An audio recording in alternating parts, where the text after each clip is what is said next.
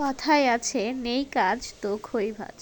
তো যেহেতু অলস দুপুরে আমার কোনো কাজ ছিল না, সবাই কাজ করতেছিল, তো ভাবলাম যে ছাদে চলে যাই। এবং ছাদে যাওয়ার পরেই আমার মাথায় যে কাজটা ঢুকলো, সেটা ভাবলাম যে আমি একটা হেয়ার প্যাক বানাই ফেলি, যেহেতু সব অ্যাভেলেবল ছিল।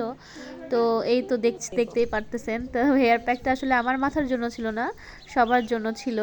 তো প্রথমেই সিনহার মাথায় আমি অ্যাপ্লাই করলাম। ও আগ্রহী ছিল যে হ্যাঁ মামি আমার মাথায় একটু দিয়ে দেন। তো তারপর আমাদের one of the most beautiful and cute baby Ayra, okay অনেক কষ্ট করে দৌড়াদৌড়ি করার পর ওর মাথায় হেয়ার প্যাকটা লাগাইতে পারছি। ওর চুল যেহেতু বেশ বড় এবং অনেক সুন্দর। আর সিনহা আমার হেয়ার মাসাজ পার্টনার আমাকে হেয়ার প্যাকটা দিয়ে দিয়েছিল, এখানে ওর হাত ধুয়ে দিচ্ছে। আর বড় আপুকে রান্নাঘর থেকে টেনে হিঁচড়ে বের করে তারপর অ্যাপ্লাই করেছি।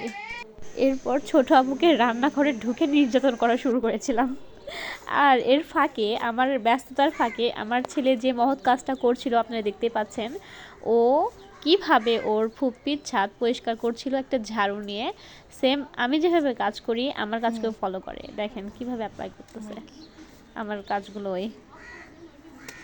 ও আমার ব্যস্ততার ফাঁকে ওর কাজগুলো চালিয়ে যাচ্ছিল, কিভাবে কত সুন্দর করে ঝাড়ু দিচ্ছে।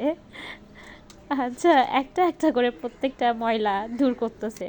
এরপর এই যে ট্যাঙ্ক দেখতে পাচ্ছেন, ট্যাঙ্কের নিচে আমি যেভাবে খাটের নিচ ঝাড়ু দেই, সেম সেম ওরকমভাবে। কি বলবো, দুষ্টু। তো এটাই ছিল আমাদের হেয়ার প্যাক ডে। আশা করি সবাই পাশে থাকবেন।